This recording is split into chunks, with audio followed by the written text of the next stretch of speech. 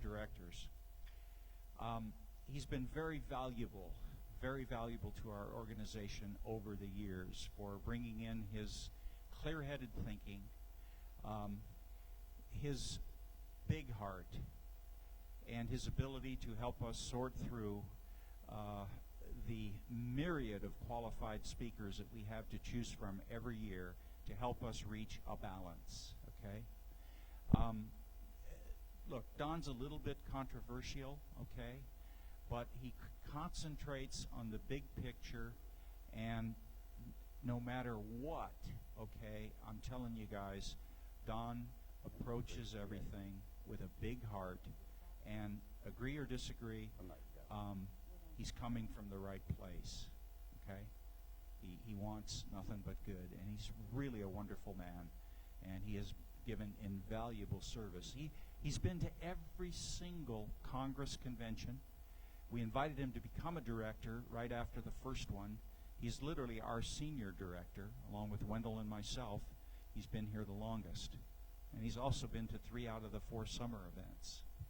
So Don doesn't speak all the time, but when he does, it's really worth listening to. Okay? I think you're going to really, really enjoy this presentation. This is new stuff.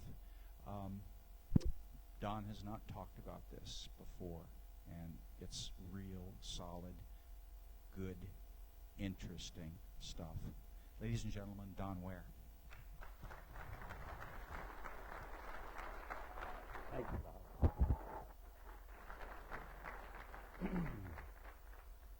Good morning.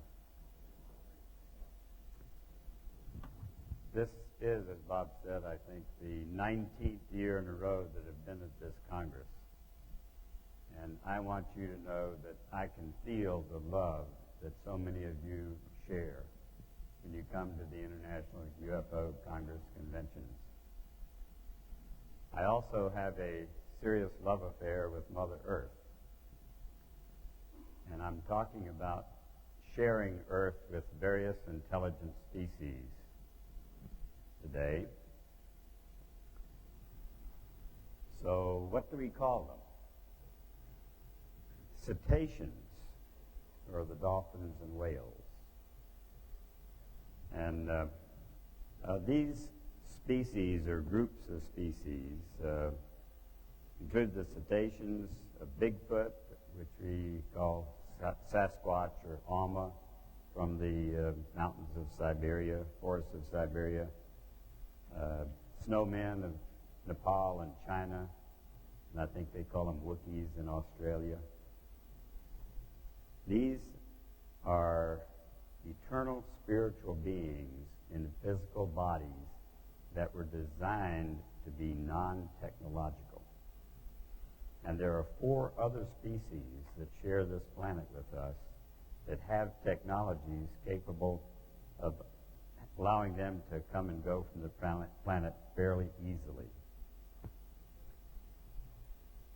because they have anti-gravity technologies. Homo sapiens sapiens is one of those species, and you've heard a lot about that at this Congress. Some of you may not know, unless you saw the movie last night, that in 1929 an alien species called Aldebarans came here and helped the smartest scientists develop anti-gravity technology. Now, those scientists in 1929 were German. And the Aldebarans, I think, were chosen for this project because they look enough like us where they can interact face-to-face without grossing us out too much. So I think one reason that they did that was so that we wouldn't have to burn fossil fuels in our aircraft when we started carrying people around the skies in airplanes, which we were doing in 1929. But there was a rule, and the rule says you cannot use this technology that we help you develop for warlike purposes. In 1938, when Hitler was getting belligerent with his neighbors, he broke the rule by putting a anti-tank gun turret on the bottom of a 100-foot diameter flying saucer. You know that the tank was the most fearsome weapon of war at that time, and that would just give Germans an unfair advantage that was against the rules of engagement. As a result, more advanced aliens, Pleiadians, picked up the vehicles he had militarized, the scientists that built them and their families, and took them all to an alien base in the jungles of South America and gave them a choice. Said, look, you can raise your kids on the Pleiades or you can raise them here. If you stay here, you have to stay separate from the warring nations. Some of those children, I understand, were taken to the Pleiades, 500 light years away, raised their kids. Some of those kids have now chosen to come back here and are working on black budget programs for BMW and perhaps some others. Those that stayed here were taken to the underground facility in the Antarctic, which we heard a lot about yesterday or last night, and continued. We brought 30 flying saucers back to this country from Germany in 1945, went to White Sands Missile Range in Area 51, and some of the saucer reports you hear were us flying these, some automatic, that is without pilots, and some later. A lot of them crashed. Homo ulterior spacialis are hybrid offspring with zeta reticulum genes who are so different from our neighbors that they would not accept them. How many of you saw the movie Powder? Not very many of you. I highly recommend that. You can get it in the bookstores or in the video stores. Powder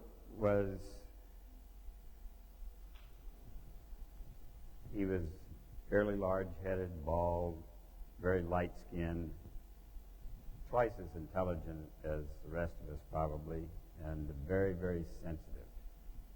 And the movie shows the difficulties with somebody with his characteristics living amongst and interacting with some who are still somewhat barbaric in nature and even have troubles living next door to somebody with different color skin.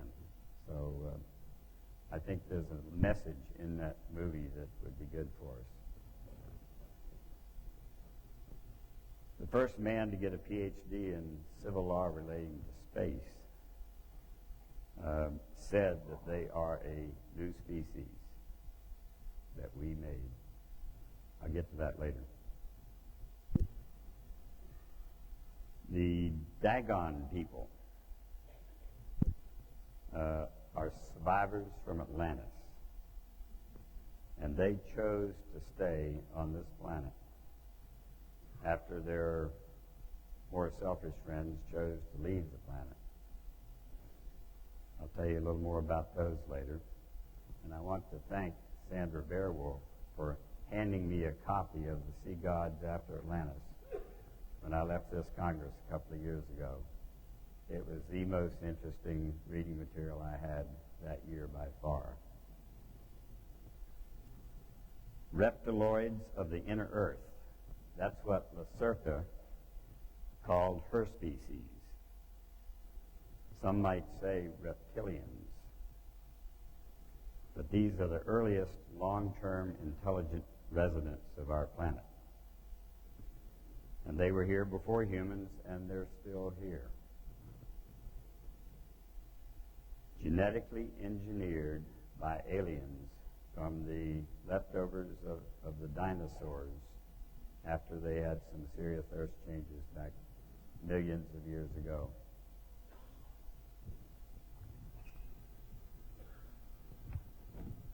To set the scene, here are some statements that describe my reality and hopefully help remove some artificial limits that we place on our thinking. The universe will always be far more complex than the human mind can comprehend. You know, most scientists will agree with that statement.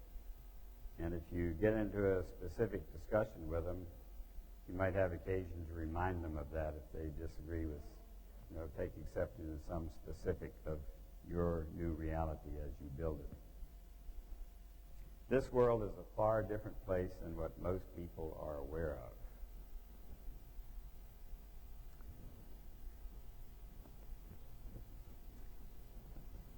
I want to describe my reality before we get into more information on these 6 species. I hope all of you truth seekers who are here have a large mental hole basket.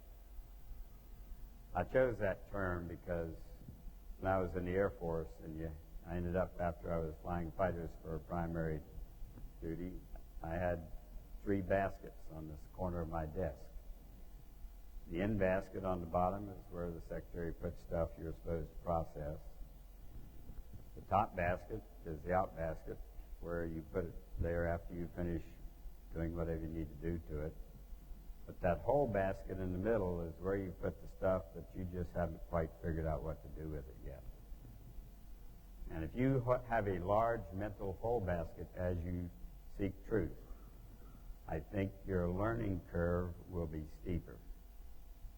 And that maybe is why I've gotten to the point I've got, besides the fact I've been fully retired for 27 years, had more time than most other researchers to read and go to 6 conferences each year for the last 26 years.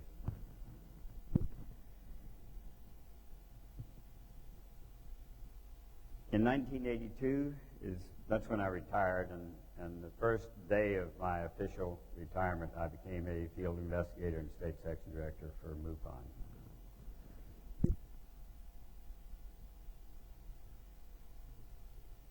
As I expanded my study into all the persistent mysteries of mankind, I think that that mental hole basket really helped. So if you want to be on the fast track, keep that in mind. Angels and aliens are eternal spiritual beings. Now, I define aliens as eternal spiritual beings that are in physical bodies that don't look like us, and angels as what many people call unseen messengers, or light beings, or seraphim, if you're into some biblical terms.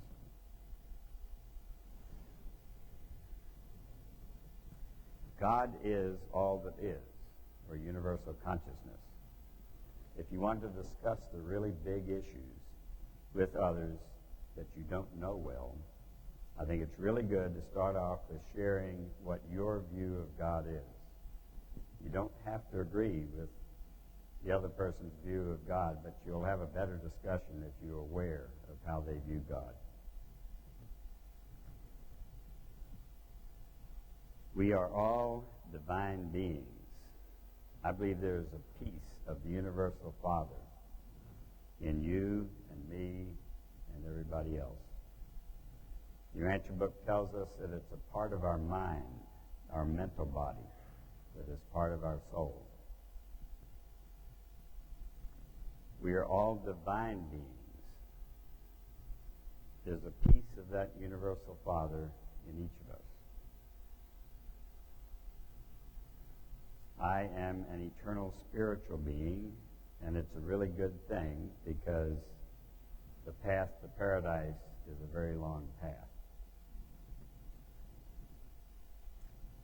Knowing this makes it easier to overcome fear and anger, something I was able to do 21 years ago. Intelligent life is abundant out there. I recall reading about George Hunt Williamson's Truth Seeker group channeling the Solar Cross in the 1950s in Victorville, California. He described intelligent life on the other planets in our solar system, some form on all the planets. Most of a higher vibratory rate, usually not seeable by the human eye. A WASPI, a new Bible, is been one of the 6 classics acquired from higher intelligence in the English language that I've found very useful. It's a history of the planet for the past 25,000 years, projected 1 year into the future.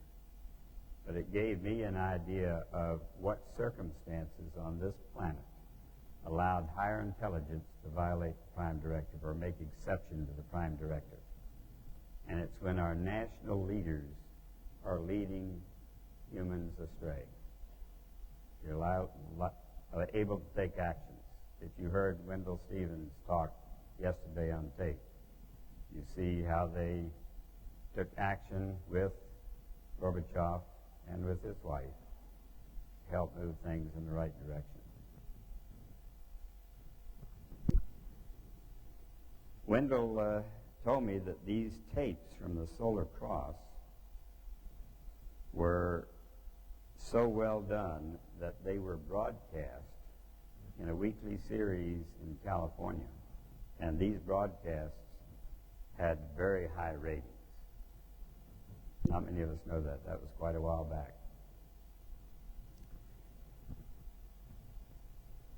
The Urantia book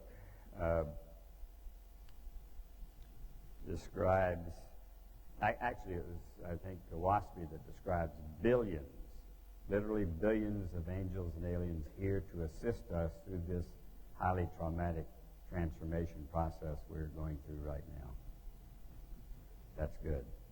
Urantia book says there are, I think, 10 million planets in our local universe that have intelligent life, and 7 trillion in the grand universe. That's a number that's hard to comprehend.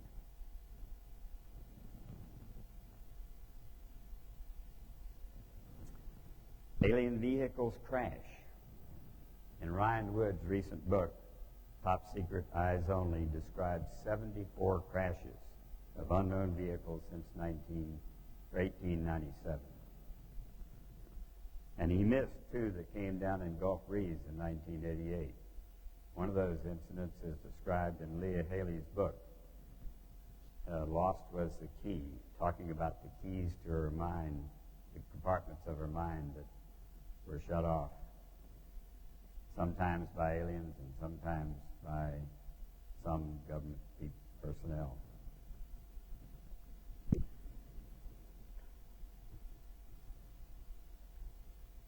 There was a lot going on in Gulf Breeze back in 1988. Ed Walters took, in 5.5 months, he had 22 encounters, including 18 separate photographic sessions. Took pictures of 3 different kinds of UFOs with every kind of camera we gave him or he used, stereo cameras, and the self-referencing stereo camera rig that he was taught to build by Bruce McAbee, our photo analyst on that case. Bob Exler was assisting in the case. He was writing letters to congressmen, and he wrote a letter to the president saying that, hey, there are aliens down here in Gulf Breeze. They're violating U.S. airspace, and they're violating human rights by picking up people without their knowledge or consent. And he was getting responses from the congressmen saying that, some of them are saying, well, they'll look into it. And he got one by an admiral that had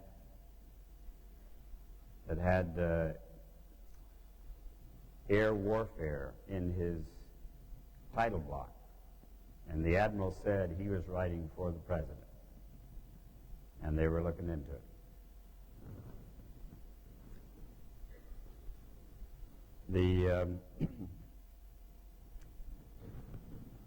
The incident, the Gulf Breeze incident that Leah Haley writes about, we know happened sometime between the 5th and 11th of August, 1988.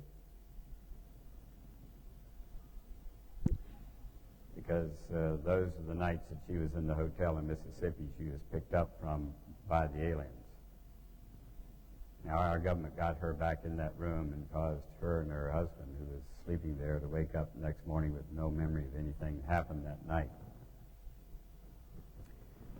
I think the reason we took that vehicle down with a directed electromagnetic pulse device 10 miles south of my house there on Eglin Air Force Base is because the television crews of Unsolved Mysteries, Current Affair, and Hard Copy, those are two of the biggest tabloid TV shows they had going on, were all in Gulf Breeze trying to get the same kind of pictures that Ed Walters had been getting of those three different kinds of alien vehicles.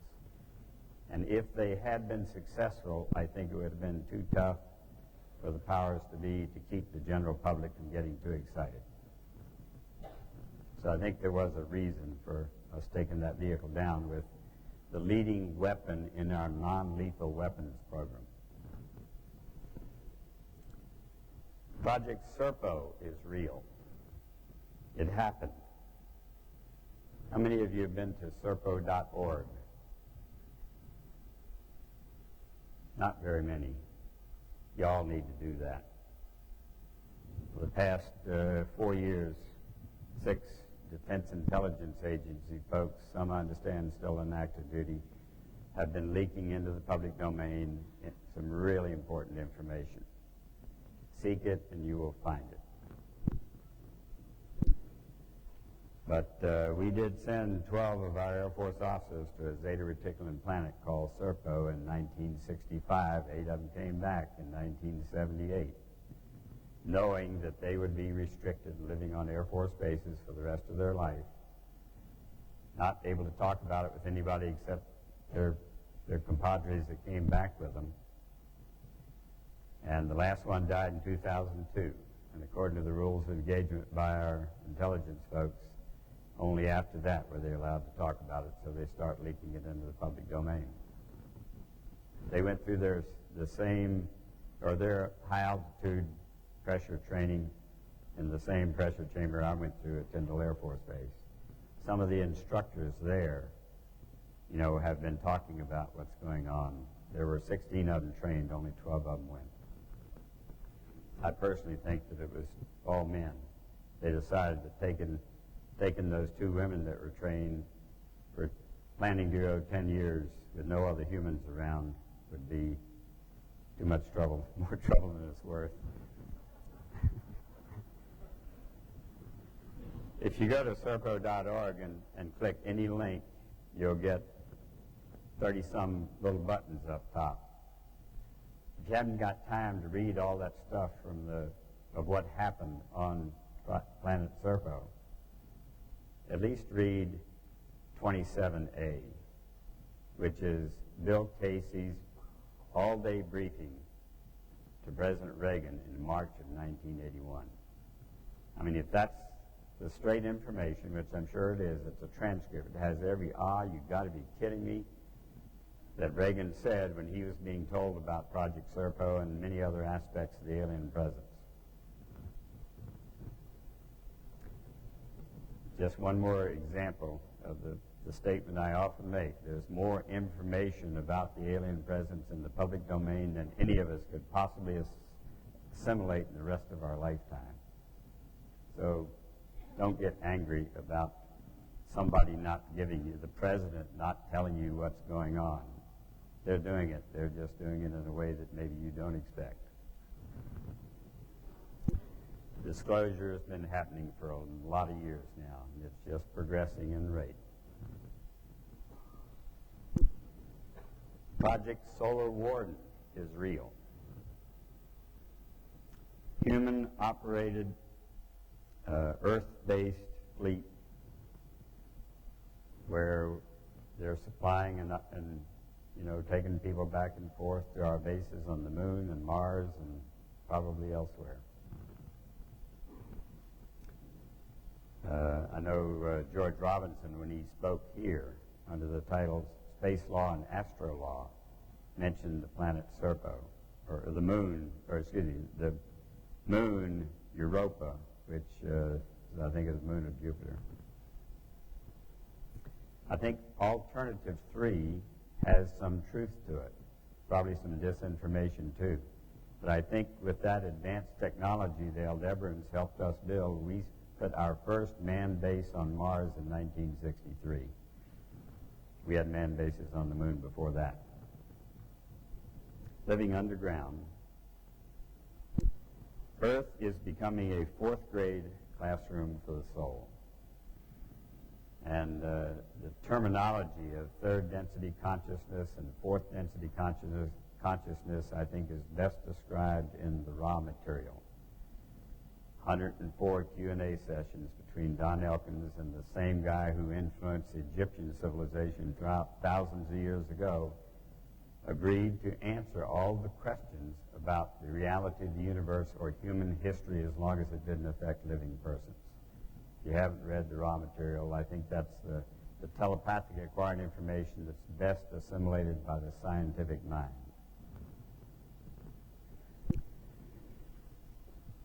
January 1992, I had a clairvoyant experience.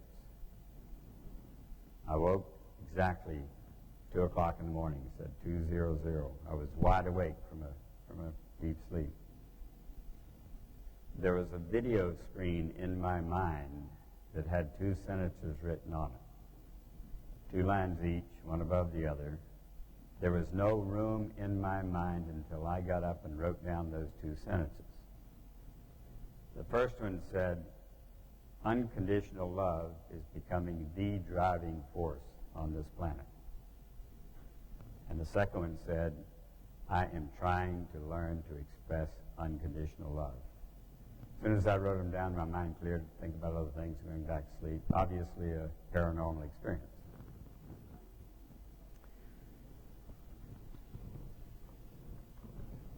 For those who may be first-timers here or something, third density consciousness is described by Ra as where your eternal spiritual being is in your physical body for the purpose of using free will to make choices that polarize your soul towards service to others or service to self.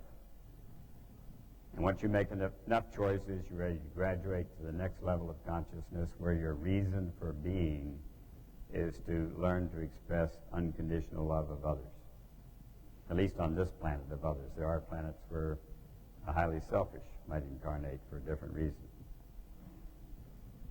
But I recognize lots of angels and aliens assisting the leaders on this planet transform this planet to a fourth grade classroom for the soul.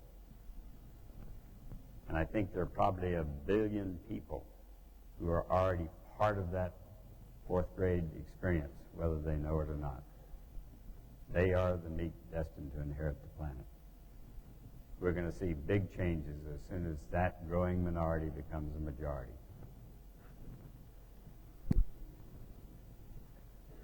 The one we call Jesus, I think, will come to our graduation as a fourth density positive planet. And I've seen lots of evidence that our world leaders know this and are planning for it. You can read a little bit about this on lucistrust.org. Formed in 1922, the year after the Council on Foreign Relations was formed, along with the Royal Institute for International Affairs and the Institute for Pacific Relations. Some of the earliest formal branches of our, what I call our world government. I actually mentioned to Scott Jones one time, I referred to it as the secret world government. And his response was, perhaps it's best to refer to it as the not-so-secret world government.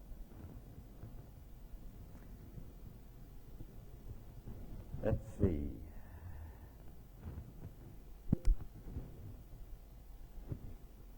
Dolphins and whales are different. I had a real good friend up in Raleigh, North Carolina, that was absolutely convinced he spent his last lifetime as a whale. in the body of a whale. I know some now that claim they were dolphins in the last lifetime.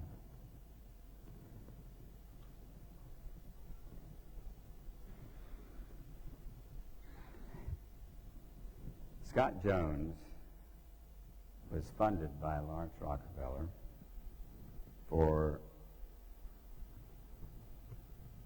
a number of things. First, when Scott was working with Senator Pell for the purpose of going around the world to psychic research conferences and coming and telling him, a member of the Council on Foreign Relations, what was going on in that field. Lawrence Rockefeller had him also going to all the UFO conferences and coming back reporting to him how things were going at UFO conferences. Scott's one of the neatest guys I know.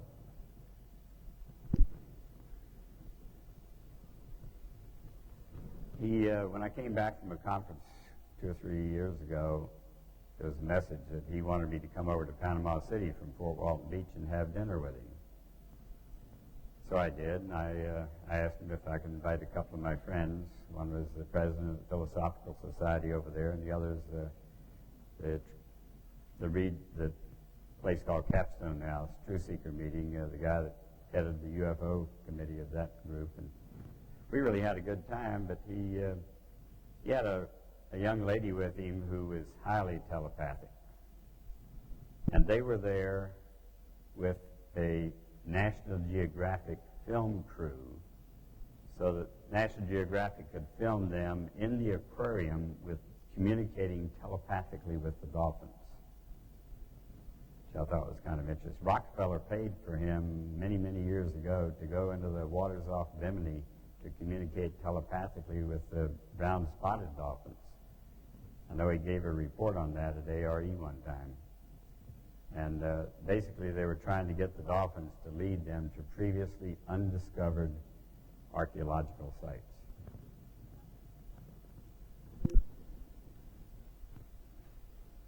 Voluntary interaction by dolphins with humans is well documented. If you search for it, you'll see a lot of rescue situations.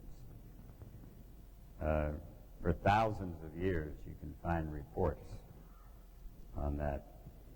They've been known to provide good therapy for autistic children. We have places in Florida where we have a lot of dolphins that go out into the water, and these free dolphins come in and interact with the autistic kids, and they seem to be able to do it better than humans can interact with autistic kids. And dolphins, they perform work. Well, they perform in places like Disney World and elsewhere, but SeaWorld, but they do work. Also, if you consider underwater demolition stuff for the U.S. Navy as work.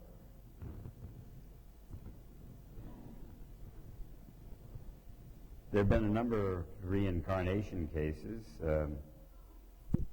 concerning these cetaceans.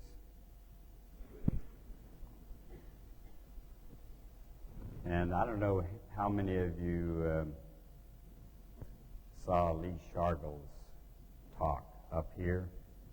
Highly controversial. The public really the audience really liked it, but some of the people found some disinformation in his talk, and he was highly criticized and discarded.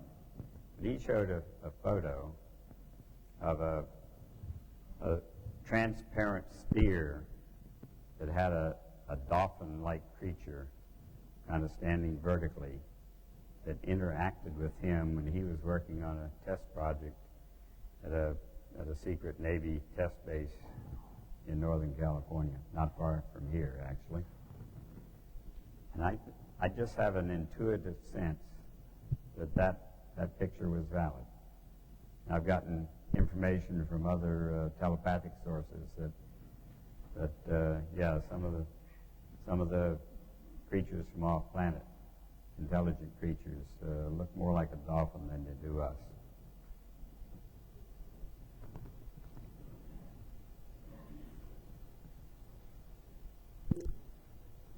So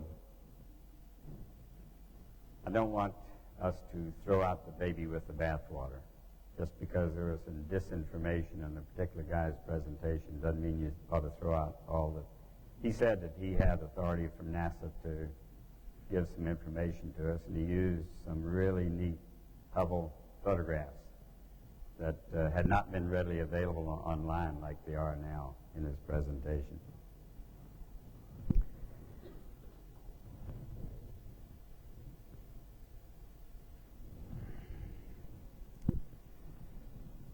My friend Bob Reed sent me a link from Europe saying that research shows that it's not just humans who have a moral compass. Professor Mark Bekoff believes that morals are hardwired into the brains of some mammals to provide social glue. End quote. And I'd like to read to you a paragraph here from a Reader's Digest book called Intelligence in Animals, published in 1997. A few scientists claim that dolphins really are as intelligent as we are. Most famous among them is John Lilly, the inspiration for the book The Day of the Dolphin. Lilly said, quote, "The astronomer Carl Sagan was visiting. One of the dolphins, called Elbar, swam over to the side of the tank and presented his underside for tickling. Sagan tickled him. Elbar moved away but returned for another bout. Only this time he stopped in the water that was a bit deeper. This happened several times, with Elbar resting in deeper water each time. Eventually, Sagan could not reach any farther without falling in, and he stopped tickling, and Elbar instantly raised himself out of the water, stood on his tail, towering above the two men clearly, and said, 'More.'" Now, had the dolphin appreciated the meaning of more, or had it used the word because it gained the right response? Either way, both Sagan and Lilly were impressed.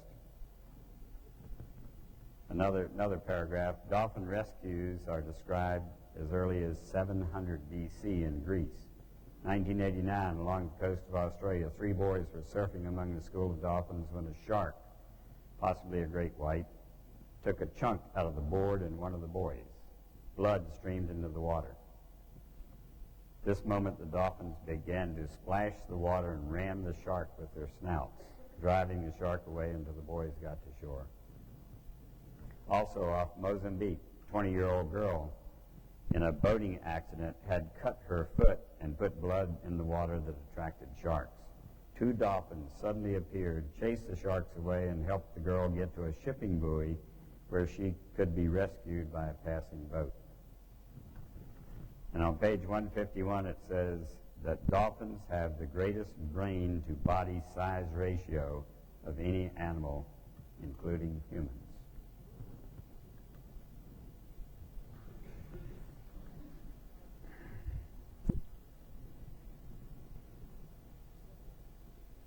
Bigfoot. I'd like to share with you a piece of an email I got recently.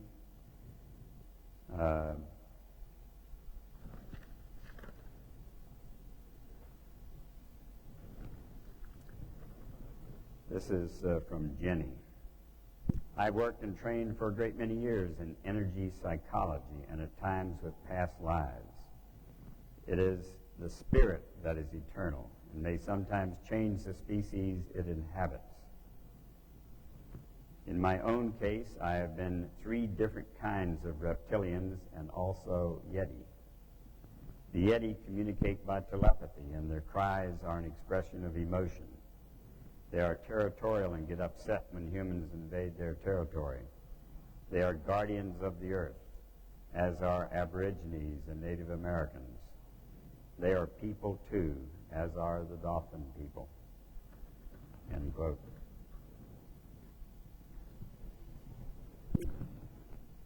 Jocko, I think, is my favorite story of Bigfoot. And I'm not sure how many of you read a lot of books on Bigfoot, but I've read every one I could find. In 1897, when Canada was building the Cross-Canada Railway through Saskatchewan, they had a lot of Chinese coolies at the work camp, and they had cut a cut through a mountain ridge that had pretty steep sides. There was a path along the top that apparently Bigfoot had used. And as they're coming back into camp on their little work train, they saw this 6-foot-long, 250-pound hairy creature lying beside the tracks, and they stopped. It's apparently unconscious. They picked it up, put it on a flatbed, took it to town, and built the cage before this thing came to. And he was there for 6 days, 6 or 7 days. They're trying to decide what to do with it. And they decided to take it down to town and have it put in a zoo. Well, the next day, and before they could do that, somebody opened the cage and let this guy out. Now, I don't know whether it's because somebody thought that it just looked too human to be put into a zoo, or maybe Mom or Dad came back and got it. That's a story I really like. One of the first good stories I read about him. Now, I was asked by the state non-game wildlife biologists to assist in them in investigating Bigfoot reports on Eglin Air Force Base, which is, I live 3 blocks from Eglin Air Force Base, but it's 52 miles wide, 20 miles north and south, that about 1/3 of which is totally off limits to everybody. They say due to possibility of unexploded ordnance that might be there. There may be some other reasons.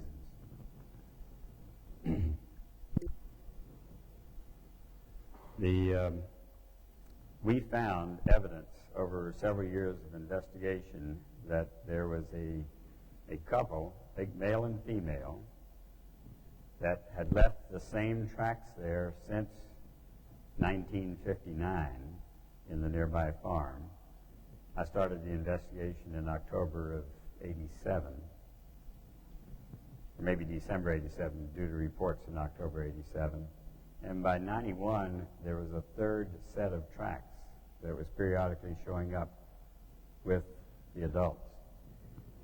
The male track was 17.5 inches long, 8 inches wide. Little toe on this side was sticking out like it had been broken.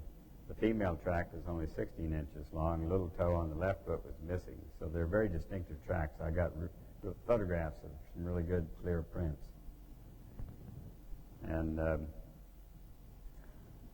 more recently, we're getting reports in the last several years. For 4 years in a row, we got reports of this 6-foot-tall guy, long reddish brown hair, standing beside US 90, watching the cars go by between DeFunac Springs and Ponce Leon.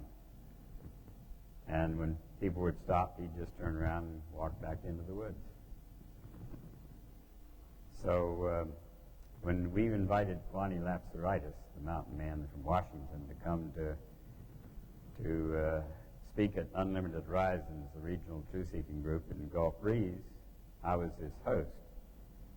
And he called me and he said, you know, can I stay a few extra days with you, because I want to go into the woods near where we saw this Bigfoot family and see if I can telepathically talk them into coming in to make contact.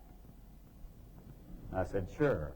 You know, I've been on this Ivoryville woodpecker search in that same habitat in the Choctaw River floodplain, and I'd like to spend a couple of nights there so I might see a Ivorybill flying over between its roosting area, nesting area, and the feeding area. So I'll be there with my video camera and trying to get pictures of Ivorybills, and you can, you know, call Bigfoot in to see if he'll show. And he's a dowser, and I sent him a detailed map of the area I wanted to be in, and he put a dot on the map. He says, this is where Bigfoot is willing to meet us.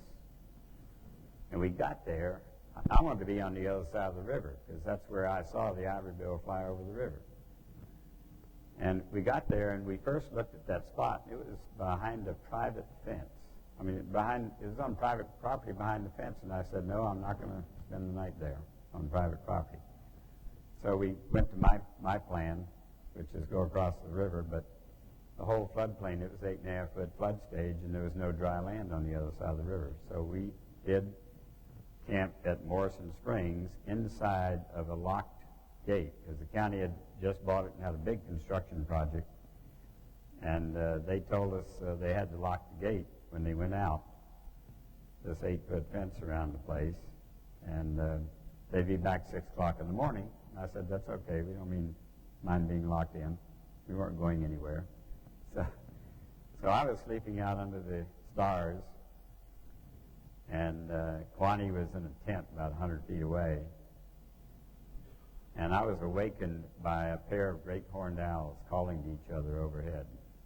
And I was at 4 o'clock in the morning, and I'd been listening, just lying there, enjoying the sounds of the barred owls, 3 different owls around us calling. And at 4:30, I heard this very loud descending wail. I know all the sounds of all the animals and birds that live in Florida. And this was not one of those. This is something I had never heard before. And it was coming from the gate to this place in the direction of that dot on the map. I think it was a lot closer than the dot on the map, maybe several hundred yards or closer. But it was, I'm convinced that was Bigfoot letting us know he was there. And Kwani independently heard it and said he knew that was Bigfoot. You know, he sensed that was Bigfoot letting us know he was there. Now, maybe the reason he didn't come close enough for a sighting is because all the land between us and the gate had been freshly plowed for a new parking lot, and he just didn't want to leave his tracks there. I don't know. Or maybe he knew I had a video camera that has pretty good low light level capability. But I feel honored that I was allowed to hear a Bigfoot call.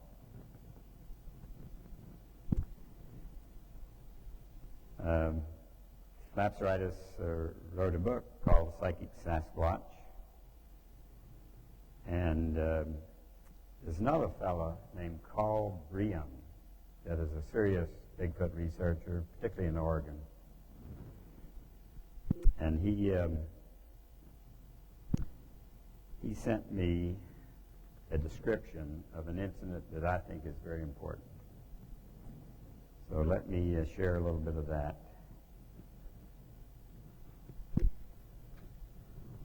Let's see.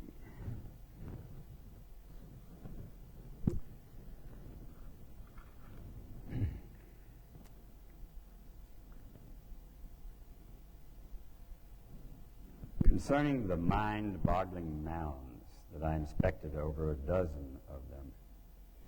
All were of recent construction, consisting of sticks and limbs of fairly equal size, woven together in a crude fashion.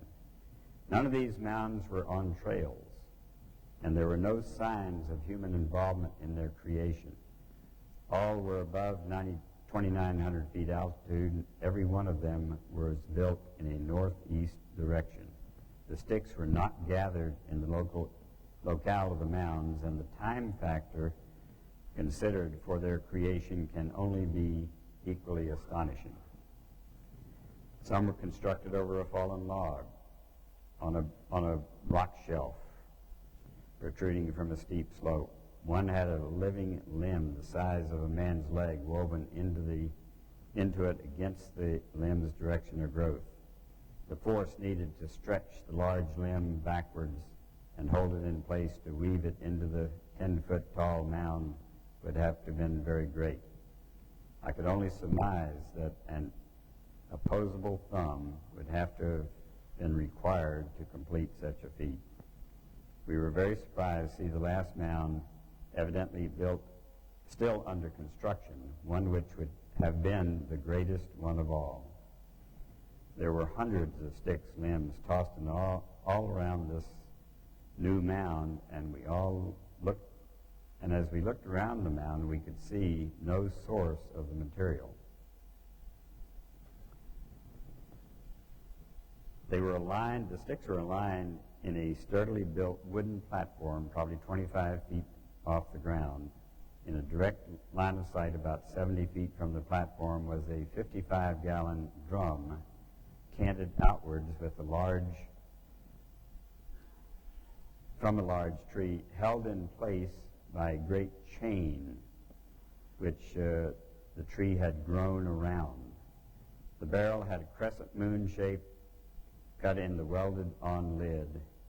We discovered very old dried fruit in the bottom of the barrel. There were no creatures in that zone that could reach the fruit.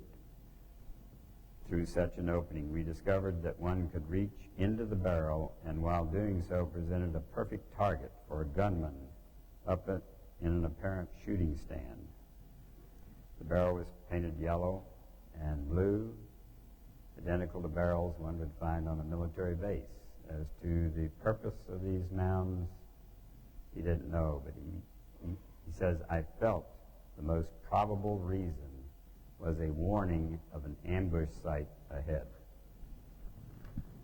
That shows a lot of intelligence in my mind.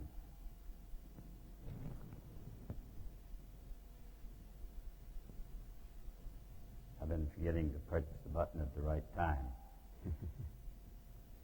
This is a copy of the Psychic Sasquatch book. And here's another one I read in my research for this. My brother is a hairy man.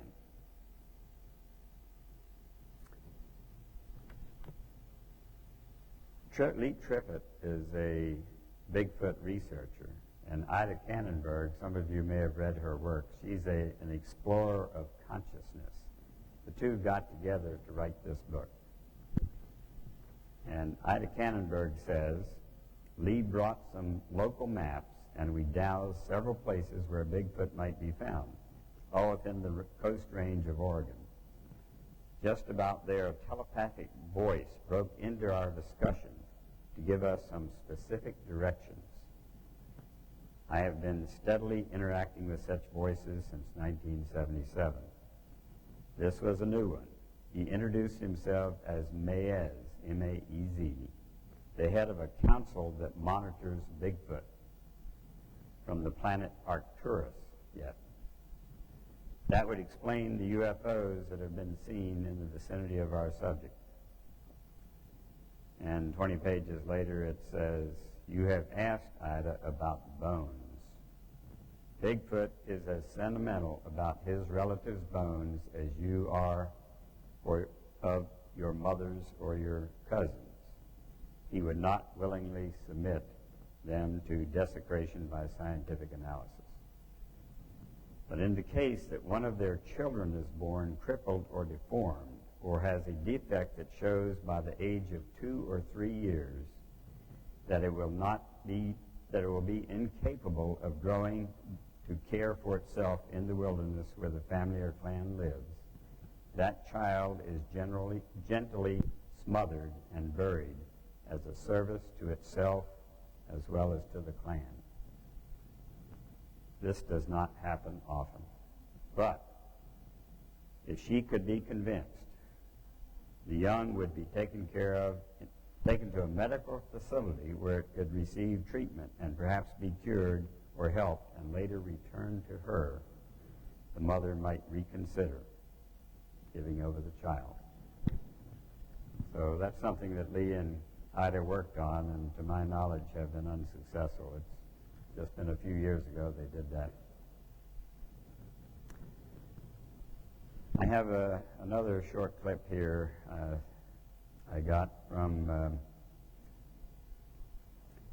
actually it was from a website when I Googled Bigfoot speech. And it's about a lady who lived in British Columbia near Vancouver.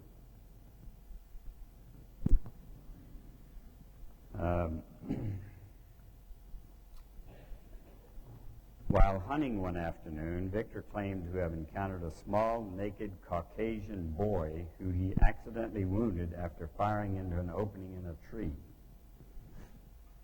mistaking him for game. The injured youth rolled out of the opening and began to cry loudly, to which, much to Victor's surprise, responses began to echo back from the nearby woods. Suddenly, a large, hair-covered woman appeared, who scooped up the boy, then turned to Victor with a furious glare and said, "You have hurt my child." To Victor's astonishment, the Sasquatch woman spoke these words in what is called the Douglas dialect, said to be 300-year-old variant of the Chehalis language, which is seldom used or even known in modern times. Thought that was an interesting little tidbit. I have one more thing I want to cover concerning Bigfoot before we move on to Homo sapiens. This is from an article from Alternative Perceptions magazine, April 2009, an interview with Kat Hansen. Choctaw medicine woman reveals details of Bigfoot encounters.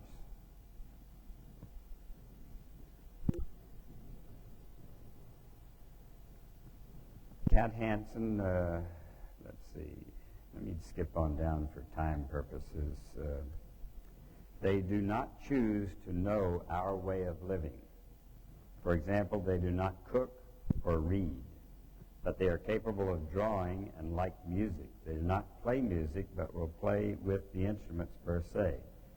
They do, however, mimic bird whistles and song and have used them many times as a form of entertainment. If I am playing the guitar or a sitar, they will come down and sit quietly in the bushes around the area. When they're done, they will leave the area, and that is all I ever know. They do not tell me if they like it or experience joy or sadness. I do know that they experience anger and rage. They can also forgive. These are emotions that I have first-hand knowledge of, and with Kehosa and his kind. Kehosa is her Bigfoot friend.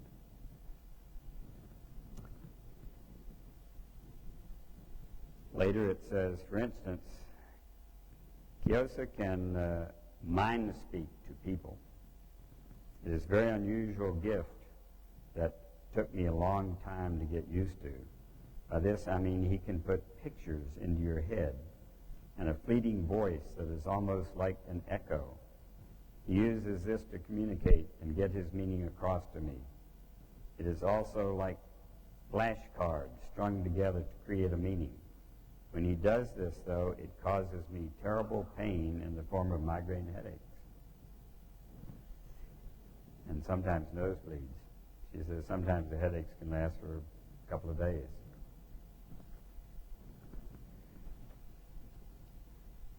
In this way, they will not have to physically attack us if it did not work out. They would then resort to leading the person away or chasing them away. If that did not work, they would attack. They like their private territory, I think. Here's the editor asking her a question. I understand that your first Bigfoot encounter was in Oregon.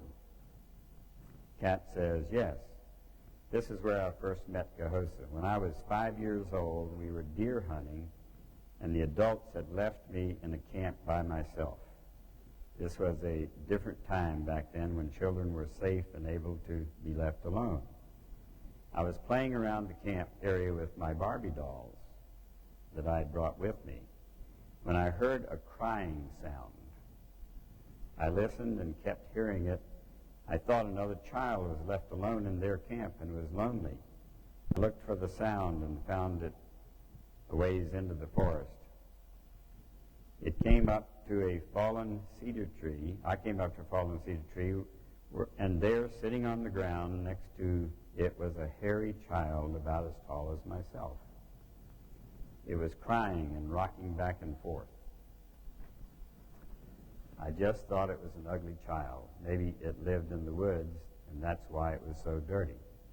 Anyway, when I realized that When it realized when I was there, it stopped crying and just stared at me.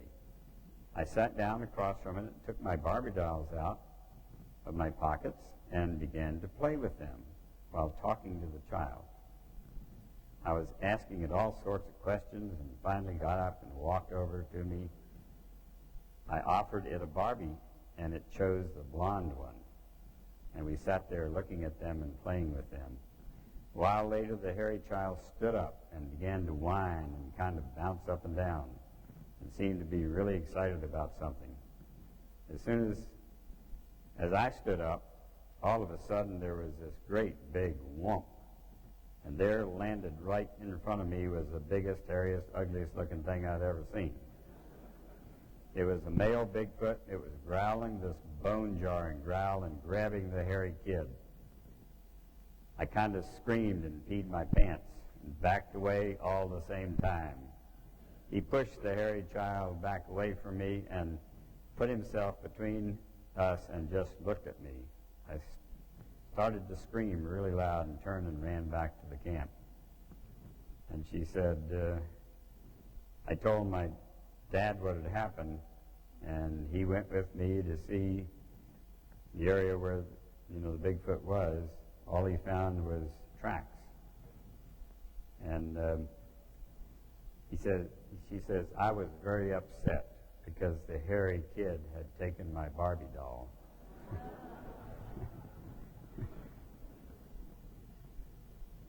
Okay, let's see. Homo alterius. Oh, that's a picture of the mound at Carl Bream, one of the mounds, that series of them that led him to the apparently ambush site. Homo sapiens sapiens.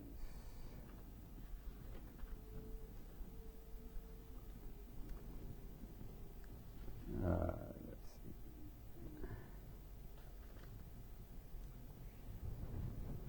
There have been many stories about the origin of our species, but my favorite is in the Urantia book.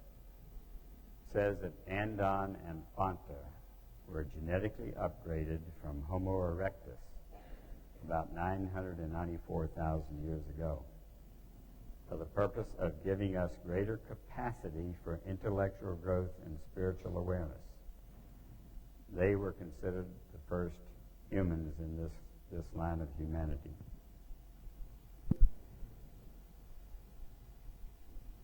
Three more upgrades occurred in our history. There were 6 colored races put on the planet, I'm told, in the mountains of northwest India, which was standard procedure, they said, when a planet is right to have this kind of upgrade. You start with the red man, the orange man is next. They call it the secondary species. The yellow man is next. The green man, secondary species. The blue man, I think, named after the eye color rather than skin color, because it says a lot of them went to the northwest, which would be the Scandinavian countries where a lot of blue-eyed people are. You might have heard in the movie, I think it was 20,000 of those blue-eyed blonde females were taken to the base in the Antarctic as a breeding stock, and 20,000 men too, as they were developing their anti-gravity technologies and preparing for our soon-to-be graduation, I hope, as a planet. The gods of old were told to go and breed with the daughters of men. That was 200,000 years ago, so you can imagine the stories could be a little distorted when that gets passed by word of mouth down to show up in our Bible about the gods of old doing that. And the Nodites showed up in our Bible too, who were the gods of old that bred with the daughters of men. Adam and Eve were on this planet 35,914 years ago. No, excuse me, 35,915 BC. And they lived about 900 years, long enough to develop a new population of about 1 million people. And they moved from the first Garden of Eden, which is on a peninsula in the Mediterranean off of Syria, after Eve had her problem and had the tree of life taken away from the Garden of Eden. And they went to the area between the Tigris and Euphrates, another place that had been prepared for them in case it was needed. Our scientists now can trace the Adamic genes spreading all over the world from that area between the Tigris and Euphrates. Anybody see the movie Avatar? Not nearly enough. You guys got to go out and see that movie if you haven't. In 3D, yes. But it says in the Urantia book that there was a flying creature 37,000 years ago that was big enough for Adam and Eve to get an aerial tour of the Garden of Eden when they first got there. They came from the headquarters of our local star system, where they still sit on the Council of 20 and 4 to manage from that level the transformation of this planet. So I think that those flying creatures you see in the movie Avatar, at least they reminded me of these flying creatures that Adam and Eve used. And there are other stories you're seeing a lot on TV that have flying creatures capable of carrying beings that are fairly intelligent, or at least trainable.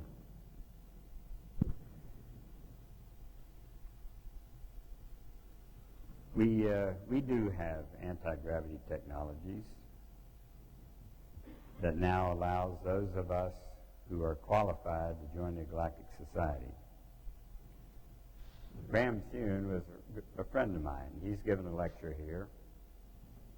He was the pilot that flew Admiral Byrd to Antarctica in 1945. Byrd was sent down there to find out what's going on. He was sent home early. But I think Byrd was able to negotiate U.S. scientists joining the German scientists in that underground base working on advanced technologies.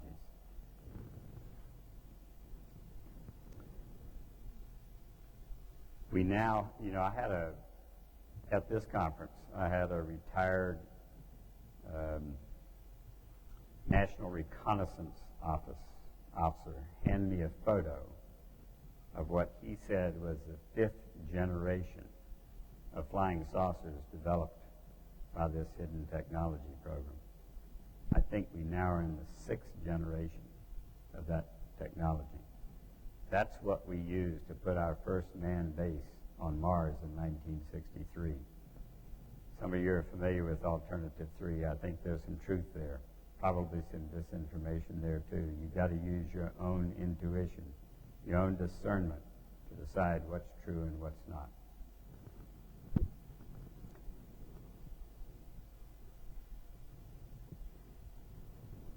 I think British scientists joined that team in 45 also.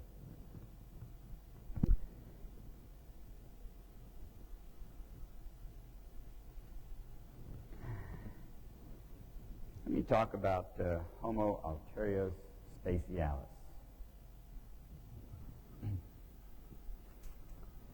I was asked by my friend Scott Jones to assist him in finding good speakers for the conference that was put on by Lawrence Rockefeller's money under the auspices of the Human Potential Foundation, co-founded by Senator Claiborne Pell and my friend Scott Jones. And Lawrence gave Scott $1 million. First he told him he wanted to set up a 501(c)(3) to provide a service for humanity. So he called it Human Potential Foundation. When he got the money in the bank, he said, okay, what do you want me to do? And the guy said, I want you to talk the Clinton administration into releasing to the public previously classified information about the alien presence. Now, I think Scott was very successful in making that happen, but it was all done covertly. I think because of his efforts and Lawrence Rockefeller's efforts, these are Council on Foreign Relations people, we got to see the alien autopsy film.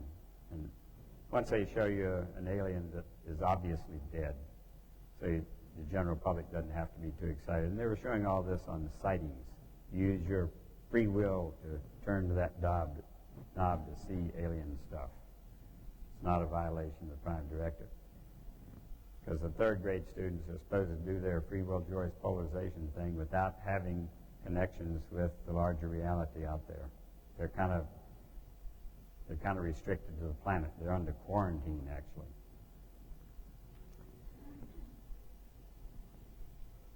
So Scott Jones invited Bill Clinton, Hillary Clinton, Carl Sagan, a bunch of UN people to that conference. They all turned him down. They sent their lawyer, George S. Robinson. And I found him very interesting. The title of his book, or his presentation, was Homo Alterio Specialis, E.T. Progeny of Humankind, and a Declaration of Interdependence. Very interesting title, but what the man said was, we humans cannot take any national law into space. We have to figure out what the cosmic or natural laws are, what laws pertain to us out there, to aliens down here, and to human-alien hybrids here, there, and everywhere. I thought that was an important message. There were only 250 people in the audience, although the proceedings of that conference were published, and you can still get them at headlinebooks.com. Just go to that website and click on proceedings, and I think there's some still available. Good reading. Every word spoken at that conference, even at the panels. I had Leo Sprinkle and Ruth Montgomery and Richard Boylan on the panel on hope, and their whole Q&A sessions of all of that is there. The invitation letters to all these VIPs are there. Their responses are all in that proceedings of that conference. It's available to seek it, and you'll find it. When that paper was published as the leading article in the proceedings, he changed the subtitle to, well, the title was Homo Alterio Specialis, a Transgenic Odyssey. Well, anyway, I invited him to come here to speak at one of our conferences, and he accepted. I asked Scott to give me a little help on that issue. And he came and he gave a talk called Astrolaw and Space Law and Astrolaw. What he said to our audience was, we humans have already made a new subspecies, Homo sapiens alterios, and a new species, Homo Alterio Specialis, and we did it to make us more survivable on off-planet conditions. That's a profound statement. He was not allowed to mention aliens. He told me, I was his host when he showed up here. He told me that he spent 6 hours putting into his computer what he would say. And when he stood at this podium, he started out and said, sorry, folks, I'm going to have to read this. We told him we wanted 15 minutes Q&A. He said, okay. So he read for an hour and a quarter, took questions 15 minutes, and left. The only time, I've introduced a number of speakers here, the only time that anybody has ever told me before they took this podium, I'm in the midst of a law case involving the White House. And if I get a phone call while I'm on the podium, you're going to just have to come up and give me a few minutes to talk on the phone, and I'll come back and finish it. But interesting fellow with an interesting law practice.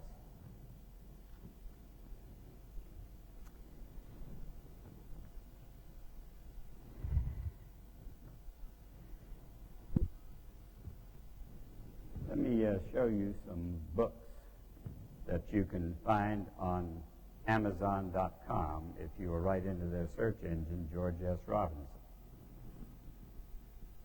I think these are really interesting books. I asked him, how many books has he written? He says, more than I can remember the titles of, when I introduced him. But Living in Outer Space, published in 1976, I thought was interesting. Envoys of Mankind is the one I wrote, or I read, that was 88, I think. Declaration of First Principles for the Governing of Space Societies. Space Trek, An Endless Migration, that was 1988.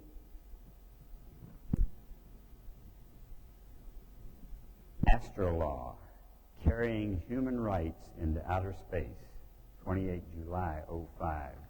Hopefully soon I will find the time to read that one.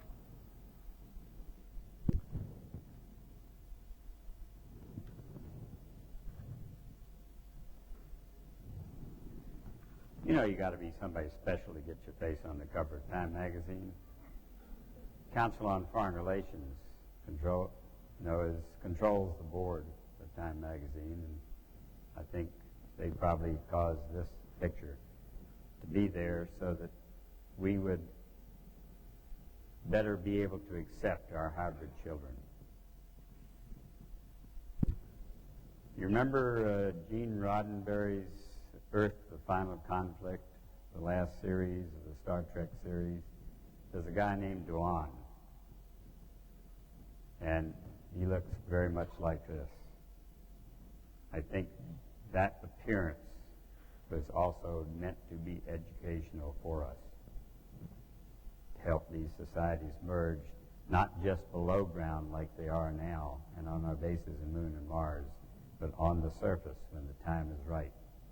And the time is right when everybody on this planet is willing to accept these guys as their neighbors, partners, whatever.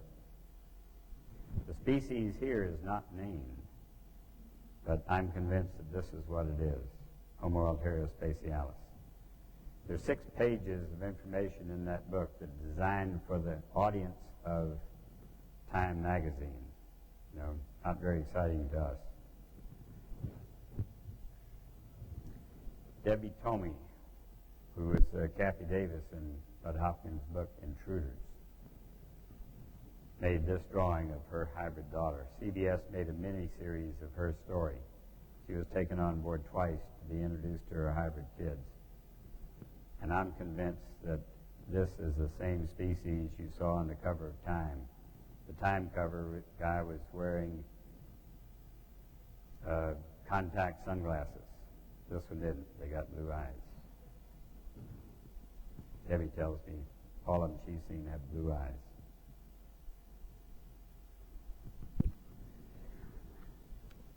Let's see. The lady that I think has had more experience on board flying saucers than anybody I know is Kay Wilson. And her website is called The Alien Jigsaw. And she has a paper there called True Experiences of Alien Abduction. The hybrids, we are coming. Let me share a little bit of this with you. We know that alien-human hybrids have been created, and with each new generation, they're becoming more human. If some of them intend to inhabit our planet, their survival will depend on blending with us, learning how to dress like us, wearing the appropriate clothing and hairstyles, being able to take care of and feed themselves in a human-dominated environment. Common everyday things we take for granted because we have been taught them since childhood or something they have to learn. Imagine being a 10-year-old or a 15-year-old and not knowing what a loaf of bread is, much less how to purchase it and what to do with it. It is possible that we are often seeing different stages of hybrid beings among the artificial evolutionary ladder, which were not created through evolution at all. The blondes, for example, may be a much older advanced alien hybrid offshoot than the more gray-appearing hybrids.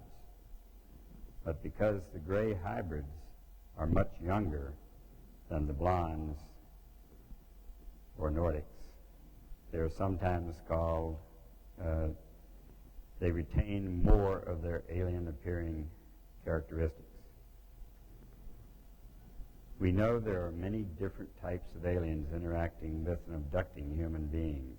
What we are not completely certain of, however, is if all are working together.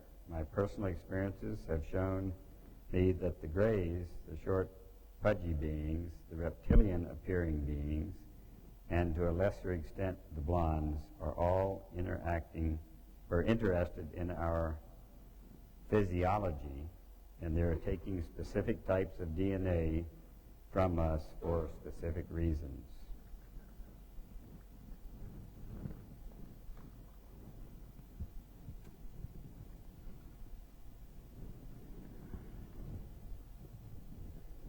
Let me talk a little about the Dagon people.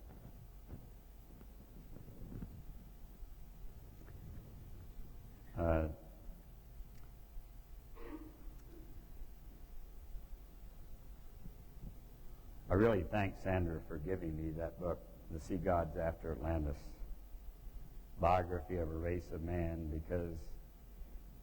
because of that, I have become friends with the only living author, Valerie Bonwick, Vancouver. And I've read the other two books that they produced, Teachings of the Sea Gods, Training of an Adept, The Latter Path. And that self-help book makes more sense to me than all the other different processes for raising our consciousness that you find taught by many people in this room. I mean, it's very similar, but it's concise and well written, and I recommend it's worthwhile reading. The only way you can get that book is by copying down this phone number or address. $20 each, at least in the U.S. and Canada, includes postage and handling for each of the books.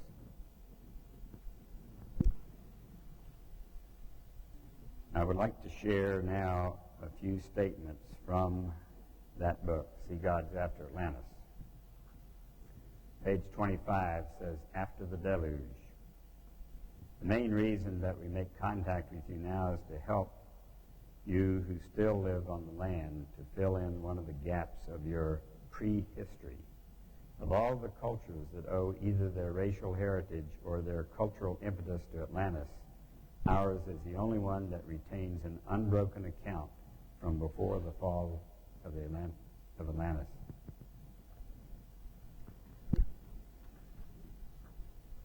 Under the title, The Dagon, the Hybrids, and the Mer. Down through the centuries, our people have often been confused with the race of Mer because of our habitat, even though there are records of our forebears' intermarriage with land dwellers of the coastal regions in isolated incidences.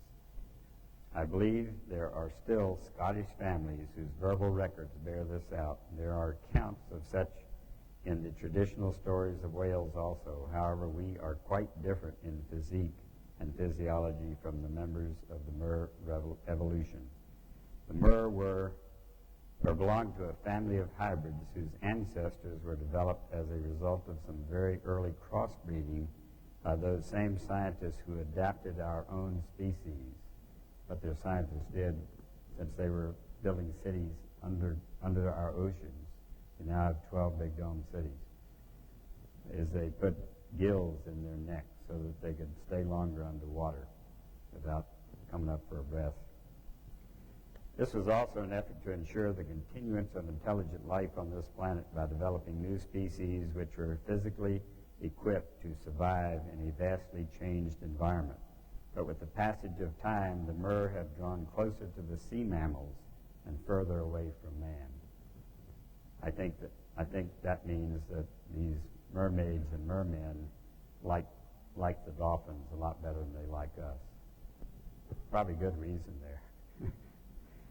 Under the title Founding of Underwater Communities, after seemingly endless years of struggle just to survive, their small settlements became established well enough in the caves to begin thinking about the process of building underwater dwelling units.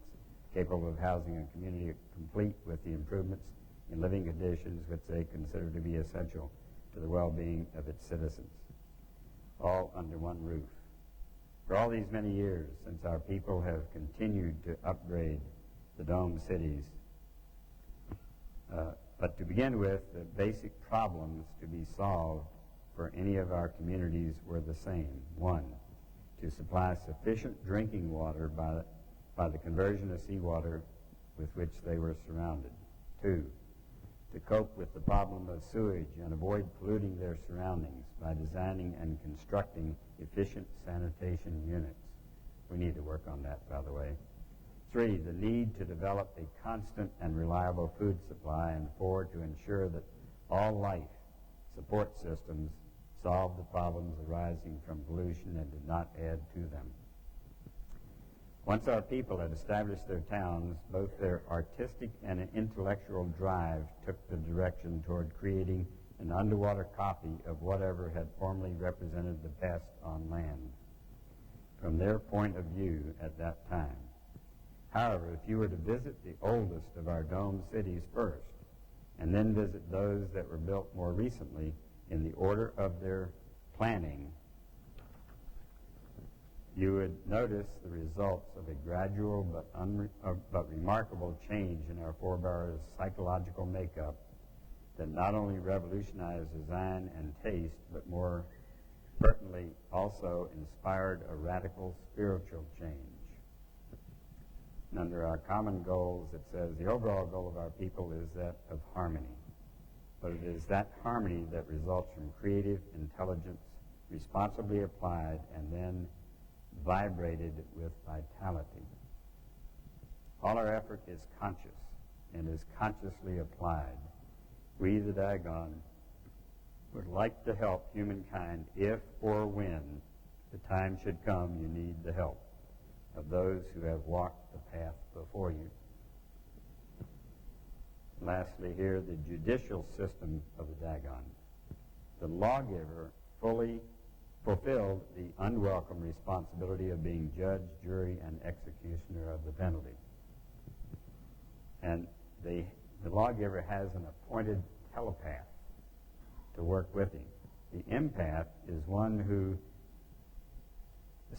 is especially chosen as a seer, who also possesses an outstanding ability to function on the higher planes, to register the emotional impact upon the offender standing before the law and to determine how severe the penalty should be after examining the offender's records of past lives. It should be added that one of the most important tasks that falls to the empath is to ensure that no penalty is so severe as to leave a permanent scar upon the personality of the offender, other than that which their own guilt may determine. Therefore, the empath ensures a delicate precision to a fair and just verdict. I don't know how long it's going to take to get our courts to include an empath. Maybe some of you might want to apply for that job.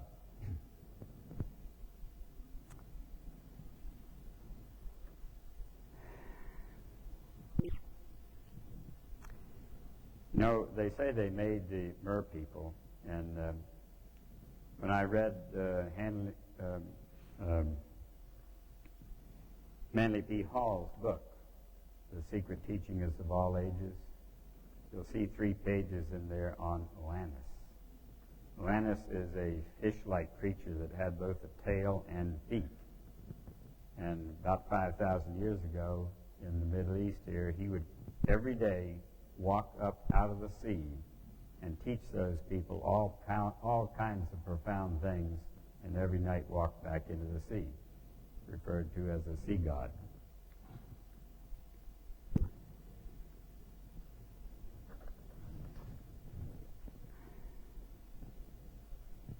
Here's the cover of that book that Valerie Hall and her husband Jonathan wrote. Sorry I didn't have this up when I was talking about it.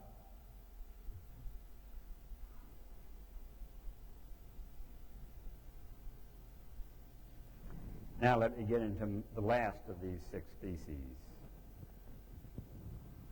don't have a whole lot of time left, but the reptiloids of inner Earth is what Lacerda called them, and this lady was interviewed by a guy who uses the name Ole K. He doesn't want people to know who he really is because he thinks there may be government resistance to this information getting out to the world. So his first interview is 16 December, and the second one was 24 April 2000 in a secret location. Lacerda's 28-year-old female reptiloid living in an underground system on Earth. She said her people have lived here longer than humans and are descended from dinosaurs. More advanced technologically, and some of the flying saucers we see are theirs. And I copied both that first interview, which is condensed into 24 pages, now available in 6 languages. Second interview has been condensed by Ole K into 20 pages. You can Google Lacerda or whatever, or go to sabon.org, unless they've taken it down off that site. But let me share a little bit of what Lacerda told us about these most senior eternal spiritual beings that inhabit this planet and call it home. Ole K starts out with an introduction that says parts of a transcript of an interview I made with a non-human and reptilian being, December 99. This female being was already in contact with a friend of mine, only listed as EF, for several months before this interview was taken. It says, I will send this shortened version to a number of good friends of his for translation into the other 5 languages, in Finland, Norway, Germany, France. Paranormal abilities of her species, like telepathy and telekinesis, like flying an apple around 40 centimeters above her hands, were shown to me during the 3 hours and 6 minutes of the meeting. And I'm absolutely sure that these abilities were no tricks. The following is certainly difficult to understand and to believe for someone who hasn't experienced it, but I was really in contact with her mind, and I'm now completely sure that everything said during the interview is the absolute truth about our world. Question: who and what are you? As you can see with your own eyes, I am not a human being like you, and to be honest, I am not a real mammal, despite my apparently mammal-like body features, which were a result of evolution. I'm a female reptile being belonging to a very old reptilian race. We are the native Terrans, and we live on that planet, on this planet, since millions of years. We are mentioned in your religious writings, like your Christian Bible, and many of the ancient human tribes were aware of our presence and worshiped us as gods. Egyptians and the Inca, for example. Your Christian religion has misunderstood our role in your creation, so we are mentioned as evil serpent in your writings. This is wrong. Your race was genetically engineered by aliens, and we were just the more or less passive visitors of this accelerated evolutionary process. Question: your name? Please call me Lacerda. This is the name I generally use when I'm not among humans, or when I am among humans and talk with them. Question: how old are you? We measure the time not like you in astronomical years and in the revolve of the earth around the sun, because we usually live beneath the surface of the planet. our time measurement depends on periodically returning cycles in the Earth's magnetic field. And according to this, and said with your numbers, today, let me calculate, 57,653 cycles old. I have reached my adult phase and my awareness 16,337 cycles ago. This is a very important date for us. According to your human time scale, I'm around 28 years old. Question: you have a job like us. To say it with your words, I'm a curious student of the social behavior of your species. That's why I'm here and talk to you. That's why I have revealed my nature to EF and now to you, and that's why I give you all the secret information, and why I will try to answer all the questions on your many sheets of paper. Honestly, I will see how you react, how others of your kind react. I'm quite sure every one of you will refuse to believe my words, but I hope I'm wrong, because you need to understand if you want to survive the coming years. Question: are UFOs real flying objects piloted by extraterrestrials, or do they belong to your species? Some observed UFOs, as you call them, belong to us, but most not. If you read a report about the sighting of a metallish, bright gray, cigar-shaped cylindrical object with a length of between 20 and 260 of your meters, and if this object had made a very deep humming sound, and if there were 5 bright red lights on the metallish surface of the cigar, then it's likely that some one of you has seen one of our ships, and this means that it was either partly defect or that some one of us was not careful enough. We have also a very small fleet of disc-shaped craft. Such UFOs belong usually to an alien species. Triangular UFOs belong generally to your own military, but they use foreign technology to build them. If you really want to try to see one of our craft, you should have to look at the skies over the Arctic, the Antarctic, or over inner Asia, especially over the mountains there. Question: have you a special symbol with which we can identify your kind? We have 2 major symbols representing our species. One is a blue serpent with 4 white wings on a black background. The symbol used from certain parts of my society, but it is today very seldom. You humans have copied it very often in your old writings. The other symbol is a mystic being you would call a dragon, in the shape of a circle with 7 white stars in the middle.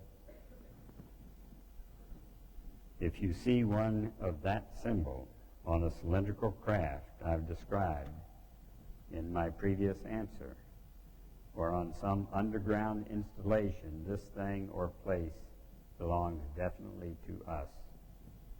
And I would advise you to go away from there as soon as possible.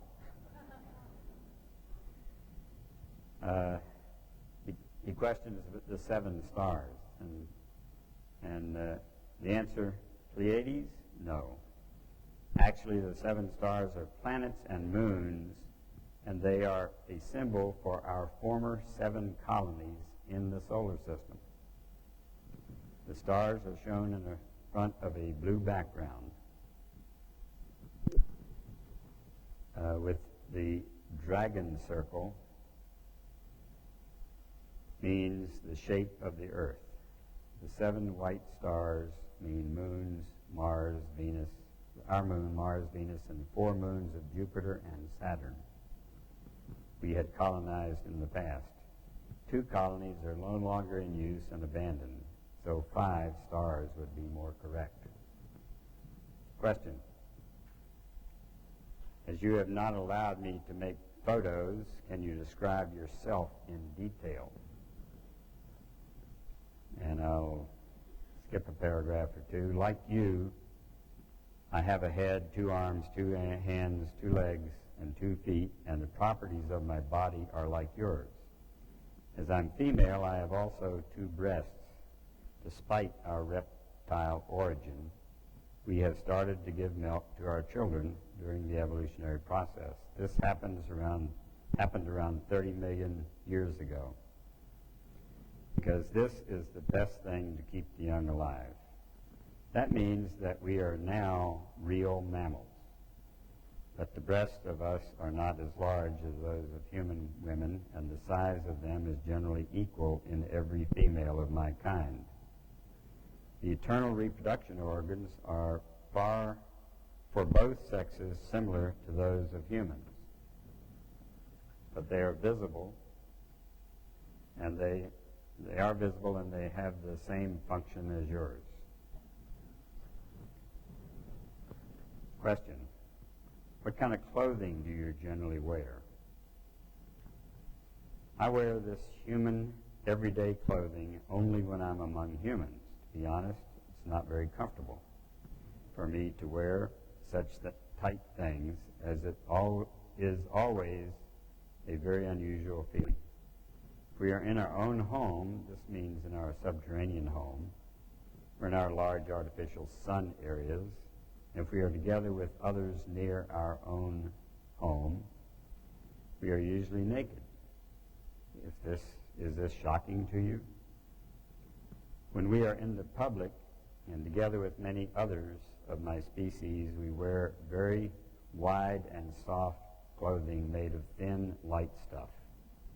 I have told you that many parts of our bodies are very touch sensitive, mostly the small back plates, so we can't feel comfortable in tight clothing because it can hurt us.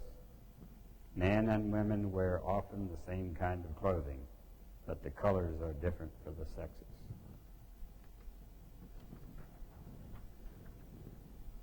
Have you a tail like normal reptiles? No, we have no tail. Question. Do you lay eggs? Yes, but not like your birds or primitive reptiles. Actually, the embryo grows in a protein liquid inside the mother's womb, but there is also an egg-shaped but very thin chalk hull around it that fills the whole womb. The embryo inside this hull is completely autark, I think it says, from the mother's body, and it has every substance it needs to develop inside the chalk hull.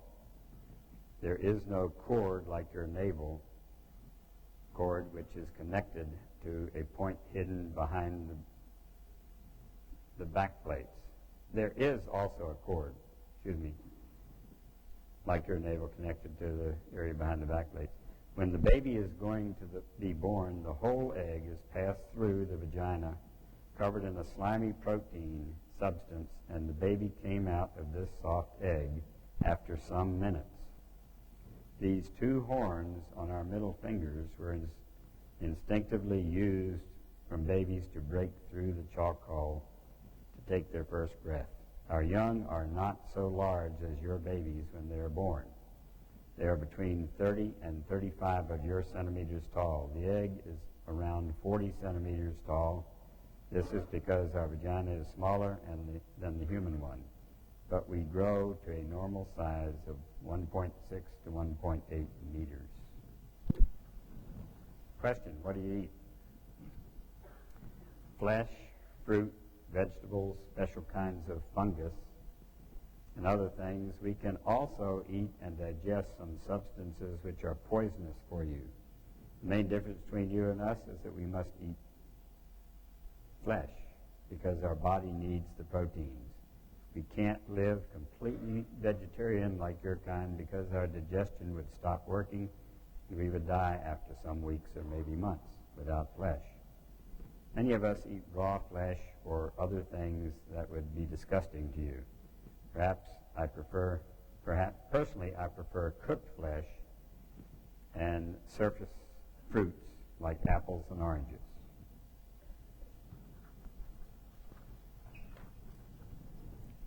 Question. You speak sometimes about underground cities and artificial sunlight. Do you mean something like the hollow earth? No. Earth is not really completely hollow, and there is no second sun inside. This story is ridiculous and physically not possible. Even your species should be intelligent enough not to believe this. Do you know how much mass... Well, let me skip that and go on down. When I talk about our subterranean home, I talk about large cave systems. The caves you have discovered near the surface are tiny in comparison to real caves and huge caverns deeper in the earth, in a depth of 2,000 to 8,000 of your meters, but connected with many hidden tunnels in the surface, to the surface, or to surface near caverns. And we live in large and advanced cities and colonies inside such caves. Major cities of us are beyond the Arctic, the Antarctic, Inner Asia, North America, and Australia. If I talk about artificial sunlight in our cities, I don't mean real sun, but various technological sources of light, including gravitational sources, which illuminates the caverns and tunnels. There are special cave areas and tunnels with a strong UV light in every city, and we use that to heat our blood. Furthermore, we have also some surface sun places in remote areas, especially in America and Australia. Question, where do we find such surface near entry to your worlds? Do you really think I will tell you their exact location? If you want to find such an entry, you have to search it by yourselves, but I would advise you not to do that. When I came to the surface 4 days ago, I used an entry approximately 300 of your kilometers north from here, near here, to a large lake, but I doubt that you would be able to find it.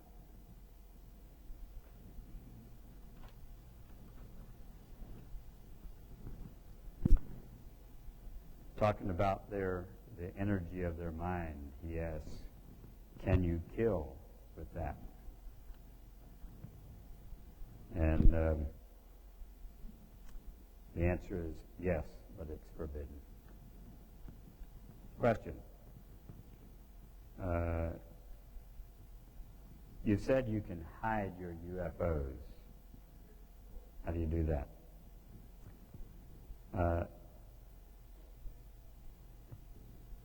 Yes, but on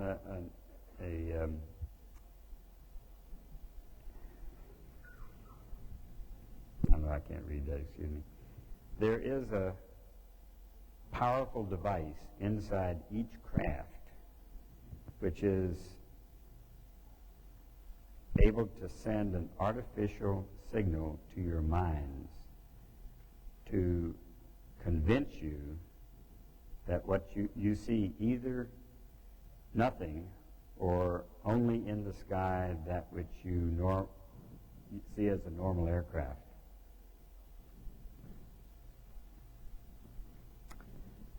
If you were able to see our UFOs, it means that the device is either defective or deactivated for some reason.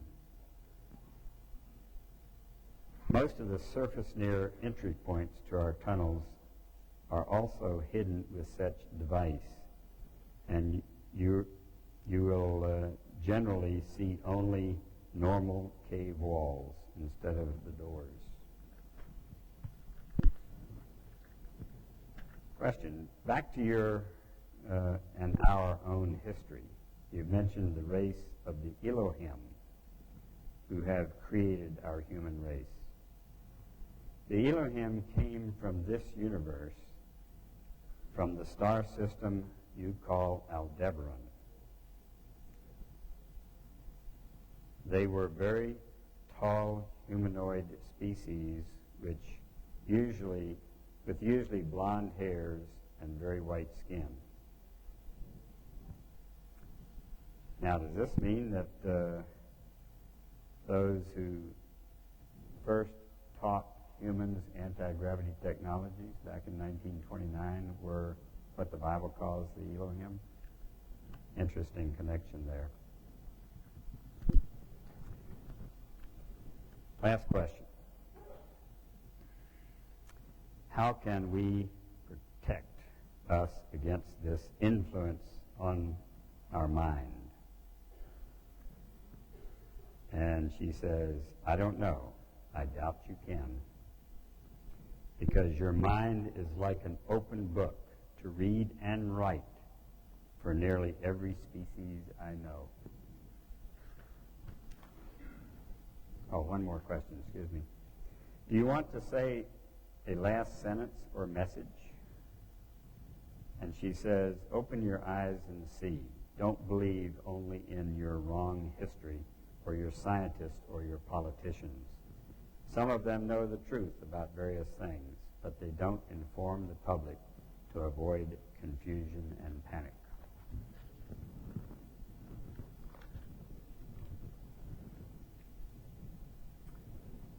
So, here are my conclusions. Intelligent life is abundant throughout the universe. Telepathy is the primary means of communication. Others read our thoughts, so watch what you think.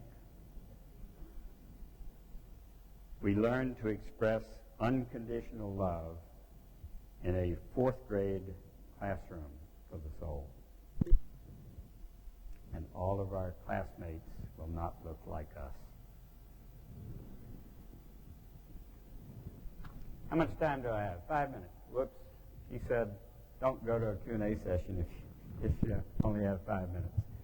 But we have 5 minutes, so come on, I'll take maybe 2 questions, 3 questions, if anybody wants a question. You can manage that? All right, let's skip it. Nick, or our producer will be happy if I skip it. Thank you.